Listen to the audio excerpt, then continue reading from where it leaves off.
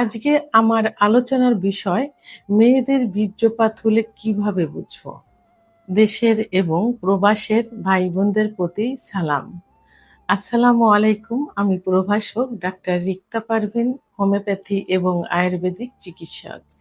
Chamber সেবা homeo complex and সেবা digital lab, উপজেলা মডেল মসজিদের পূর্ব পাশে, শিমুলিয়া, মাগুরা। আজকে আমার আলোচনার বিষয় মেয়েদের বীর্যপাত হলে কিভাবে বুঝবো। অনেক পুরুষ কমেন্ট করে থাকেন, অনেক স্বামী কমেন্ট করে থাকেন যে তার স্ত্রীর বীর্যপাত হয়, আমরা কি করে বুঝবো। মেয়েদের বীর্যপাত এটাকে কি বলে? এটাকে ফিমেল ইজাকুলেশন বলে, অর্থাৎ এটা মেডিকেলের ভাষায় ফিমেল ইজাকুলেশন। যৌন উত্তেজনার সময় যোনির ভিতরে থাকা যে স্কিন থাকে, সেই স্কিন গ্রন্থি থেকে তরল রস বের হয়ে আসা, এটাই হলো বীর্যপাত। এই বীর্যপাতের মহিলাদের যে বীর্যপাত, এই বীর্যপাতের কালারটা অনেক সময় কিন্তু স্বচ্ছ হয়ে থাকে, প্রসাব মিশ্রিতর মতো হয়ে থাকে, প্রসাবের মতো হয়ে থাকে। আবার অনেক সময় কিন্তু দুধের মতো সাদা হতে পারে। মহিলাদের যে বীর্যপাতটা হয়ে থাকে সেটা কালারটা দুধের মতো সাদা হয়, অনেক সময় প্রসাবের মতো কিন্তু হয়। তাহলে আমরা কিভাবে বুঝবো যে মহিলাদের বীর্যপাত হয়েছে? তো এই বুঝার কিছু উপায় আছে। উপায়টা হলো যে হঠাৎ করে দেখা যাবে যে যোনিপথের ভিতর থেকে তরল রস নিঃসরণ হচ্ছে। এই রসটা অনেকটা দেখা যায় যে দুধের মতো সাদা, ঘন যে দুধ থাকে দুধের মতো সাদা।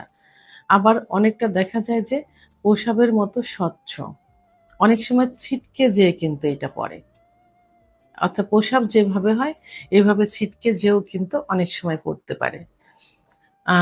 এবং পরিমাণে কমও হতে পারে, বেশিও হতে পারে। গন্ধ এবং রং এর এর গন্ধ কিন্তু সেভাবে থাকে না, অর্থাৎ প্রসাবের মতো ঝাঁঝালো কোনো গন্ধ থাকে না। এর কালারটা দুধের মতো বা স্বচ্ছ, দুধের মতো হয়, আবার অনেক সময় স্বচ্ছ হয়। আর এর অনুভূতিটা কিরকম হয়? অর্গাজমের সময় বোঝা যায় যে মেয়েদের যখন বীর্যপাত হবে তখন বোঝা যায় যে এরা চরম সুখ অনুভব করছে, অর্থাৎ অর্গাজম অর্থাৎ চরম সুখ অনুভব করে।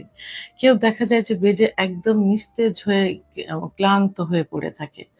আবার কেউ বিভিন্ন অ ভঙ্গি দেখায়, তার পার্টনার স্বামীকে জড়িয়ে ধরে। অনেক সময় দেখা যায় যে হাতে মুখে কিন্তু কামড় মেরে দেয়। আবার অনেক সময় উচ্চ স্বরে কিন্তু উহা শব্দ কিন্তু করতে থাকে। এগুলো থেকে কনফার্ম হওয়া যায় যে আ তার ওয়াইফের বীর্যপাত হয়েছে। অর্থাৎ এটি কি সবার ক্ষেত্রে হয়? অনেকের কিন্তু প্রশ্ন থাকে যে এটা কি সবার ক্ষেত্রে হয়ে থাকে? আসলে এটি সবার ক্ষেত্রে হয় না। শতকরা দেখা যায় যে ১০ থেকে ১৫ জনের মধ্যে এটি হয়ে থাকে। কারণ মহিলাদের সেক্স কিন্তু লুকায়িত থাকে। তাদের সেক্স উত্তেজনা ওঠাতে সময় লাগে। কোনো মেয়েদের দেখা যায় যে ১০ থেকে ১৫ মিনিট সময় লাগে, কোনো মেয়েদের ৩০ থেকে ৩৫ মিনিটও সময় লেগে থাকে। তো অনেক স্বামীর পক্ষেই কিন্তু এই সেক্স উত্তেজনা উঠানো বা অর্গাজম বা বীর্যপাত ঘটানো কিন্তু সম্ভব হয় না। কারণ অধিকাংশ পুরুষেরই কিন্তু আম অল্প সময়ের মধ্যে বীর্যপাত হয়ে যায়। তাদের যখন বীর্যপাত হয়ে যায় ঠিক সেই মুহূর্তে দেখা যায় যে তার স্ত্রীর শুরু হচ্ছে, মানে তার ভিতরে অর্গাজম আসছে, কিন্তু এর ভিতরেই তার স্বামীর বীর্যপাত হয়ে যায়। এই ক্ষেত্রে দেখা যায় যে সব মহিলাদের বীর্যপাত হয় না। মেডিকেল ভাষায় এটা ক্ষতিকর কিনা? না, এটা মেডিকেলের ভাষায় এই বীর্যপাতটা কখনোই ক্ষতিকর না। কারণ এটার গন্ধ, আলাদা রং, আ এর গন্ধ থাকে না, আলাদা কোনো রং থাকে না।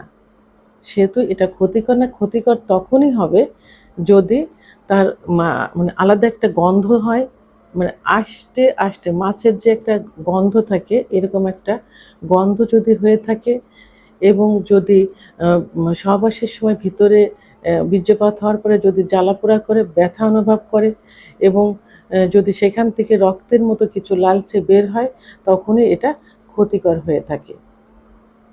তো আর নর্মালভাবে এটা ক্ষতিকর নয়, এটা সুখটা বয়ে আনে, স্বামী স্ত্রীর সম্পর্কটা আরও মজবুত করে, ভালো করে, চাহিদাটা স্ত্রীর প্রতি স্বামীর চাহিদাটা বাড়িয়ে দেয়, স্বামীর প্রতি স্ত্রীর চাহিদাটা বাড়িয়ে দেয়। ইসলামিক এবং সামাজিক দৃষ্টিকোণ থেকে কি বলা হয়েছে, যে ইসলামিক দৃষ্টিকোণ থেকে যদি মহিলাদের বীর্যপাত হয় তাহলে এটি হাজ্জাতুল আকবর অর্থাৎ ফরজ গোসল করার। তো অর্থাৎ এটা হইলে ইসলামের দৃষ্টিকোণ থেকে অবশ্যই ফরজ গোসল করা তাদের জন্য ফরজ হয়ে যায়, অর্থাৎ গোসল করা তাদের জন্য ফরজ হয়ে যায়। আর সামাজিক দৃষ্টিকোণ থেকে যে স্বামী স্ত্রী সহবাস করার পর যদি তারা গোসল না করে তাহলে অনেকে কিন্তু তাদেরকে একটু না অনেকটাই খারাপ দৃষ্টিতে দেখেন, কারণ তারা অনেক কিছু সকালে ঘুম থেকে উঠে যে কি নাপাক মনে হয়, নাপাক মনে করে, নাপাকি সেটা হয়, তারা নামাজ পড়তে পারবে না, রোজা রাখতে পারবে না, প্লাস দেখা যায় যে ঘরের কিছু জিনিসপত্রে হাত দেওয়া যায় না, অর্থাৎ শুভ কোনো কাজ কিন্তু তারা করতে পারে না সামাজিক দৃষ্টিকোণ থেকে। তো এই জন্য ইসলামিক যে নিয়মটা আছে সেই নিয়মটা সহবাসের পর স্বামী স্ত্রী বীর্যপাত হওয়ার পরে অবশ্যই গোসল করে নিতে হবে, তাহলে সামাজিকভাবে এবং ইসলামিকভাবে সে সুস্থ এবং স্বাভাবিক থাকবে।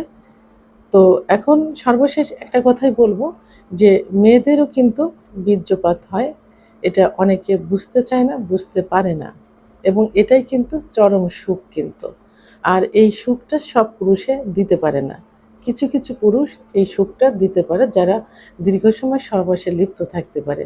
আর এই বীর্যপাত ঘটানোর জন্যই কিন্তু মেয়েরা দীর্ঘ সময় সহবাস করাকে পছন্দ করে, দীর্ঘ সময় ফোরপ্লে সহ দীর্ঘ সময় সহবাস, কারণ দীর্ঘ সময় সহবাস করলেই সেই মহিলাকে বীর্যপাত ঘটানো সম্ভব হয়, এবং তখনই স্বামী স্ত্রীর সম্পর্কটা মধুর হয়, এবং সে মেয়েটা তার স্বামীর কি থাকে বাধ্য থাকে, কারণ মেয়েরা টাকা পয়সা বাড়ি গাড়ি কিন্তু চায় না, চায় স্বামীর ভালোবাসা।